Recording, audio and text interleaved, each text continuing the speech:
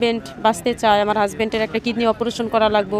যদি সবাই আমার মিলা জিলা যদি একটু আর্থিক সহযোগিতা করে আমার হাজবেন্ডের কিডনি অপারেশনটা করতে পারবো, আমি একটা আমার হাজবেন্ডের কিডনি দিব, এই আর কি ভাইয়া। আপনাদের কাছে আসা আমার নাম নূপুর, ওনার নাম জুয়েল। সম্পর্কে আপনার কি হন আসলে?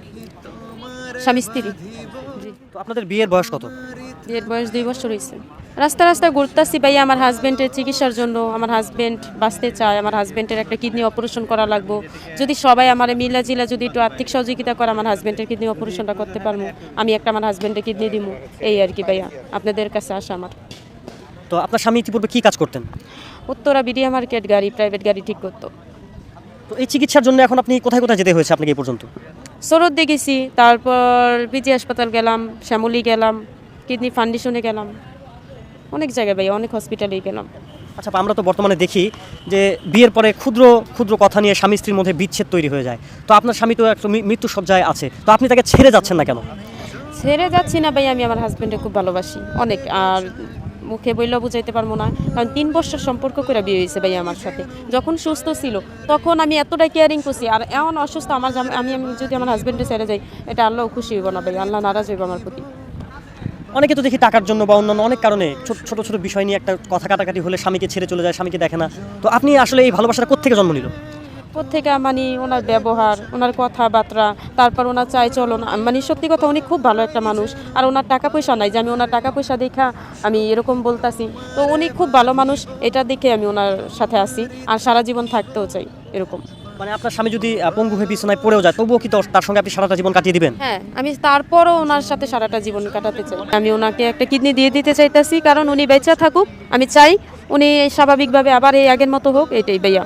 কারণ এভাবে দেখতে আমার খুব কষ্ট লাগে, খুব খারাপ লাগে। তা আপনি আপনার একটা কিডনি স্বামীকে দিতে চান, আপনার কি ভয় লাগছে না? না ভাই, আমার কোনো ভয় লাগতেছে না, কারণ কি লেগা, আমার হাজবেন্ড ভালো। আমি যদি একটা কিডনি দিই এটা গর্ব, মানে ভালো, আর সবাই ভালো বলবো, কারণ আমি আমার হাজবেন্ডে বাঁচাইলাম একটা কিডনি দিয়া, তাই না? এখন আমি যদি আমার হাজবেন্ডের রেখা যদি আমি আরেক জায়গায় বিয়ে শাদী করতে পারবো, ভালো হয়। আমার হাজবেন্ড ওর তো ভালো ছেলে আমি পাম, কিন্তু ওর যে একটা অভিশাপ, এটা মানে আমার জীবনও আমার মাফ করবো না।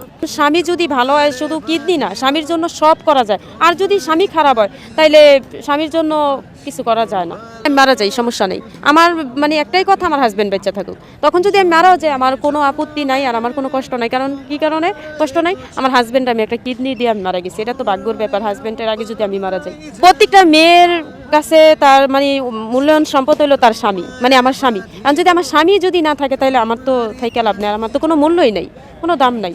স্বামী ছাড়া একটা নারীর জীবন কেমন আসলে হয়? অনেক কষ্ট ভাইয়া, কারণ স্বামী থাকলে যেরকম একটা মানে সাপোর্ট, মানুষের কাছে যে একটা ভালোবাসা, বাবার বাড়িও সাপোর্ট আছে, শ্বশুর বাড়িও সাপোর্ট আছে, কিন্তু আমার স্বামী যদি এখন না থাকে, কারণ আমার কোনো জায়গায় দামও নাই, আমার কোনো জায়গায় কোনো সাপোর্টও নাই। আরও একটা মানুষ দেখলো বাজে কথা বলবো, কারণ আমি একটা কম বয়সী একটা মেয়ে। আর স্বামী যদি সুস্থ থাকে, তাহলে আমাকে এরকম কথা বলার সাহসও পাইব না। আমার যদি স্বামী যদি না থাকে, তাহলে আমার তো থেকে লাভ নেই ভাইয়া, আমার বাচ্চা থেকে কোনো লাভ নেই। আমি চাই আমার স্বামী বাচ্চা থাকুক, এই দিবে। আমি চাই ভাইয়া আমার হাজবেন্ডের অপারেশনটা হোক। ভাই বোন যারা আছে সবার কাছে একটাই মিনতি, সবাই যাই পারেন আমার একটু সহযোগিতা করেন। আমার হাজবেন্ডের কিডনিটা আমি লাগাই, আমি একটা কিডনি দিব, তো এতটুকুই ভাইয়া আপনাদের। আমি আমার স্বামীরে ভালোবেসে বিয়ে করছি, তো আমার স্বামীরে আমি বাঁচাইতে চাই আমার একটা কিডনি দিয়ে। এখন আপনারা ভাই বোনেরা যাই আছেন, সবাই আমাকে একটু সাহায্য করুন। আমি প্রচুর আমার স্বামীর অনেক ভালোবাসি, আল্লাহ যে যা পারেন আমার একটু সাহায্য করুন, আমার স্বামীকে আমি করি। এই যে আপনি শুনলেন যে আপনার স্ত্রী আপনাকে বাঁচানোর জন্য একটা কিডনি পর্যন্ত দিতে চায়, এই বিষয়টাকে আপনি কিভাবে দেখছেন? আজকাল মেয়েরা তো এটা করে না, আজকাল মেয়েরা অসুস্থ হলে স্বামীরা ফালাইতে যায়।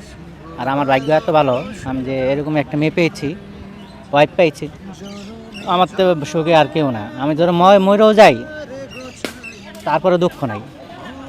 আমি অনেক হ্যাপি একটা বউ পাইছি।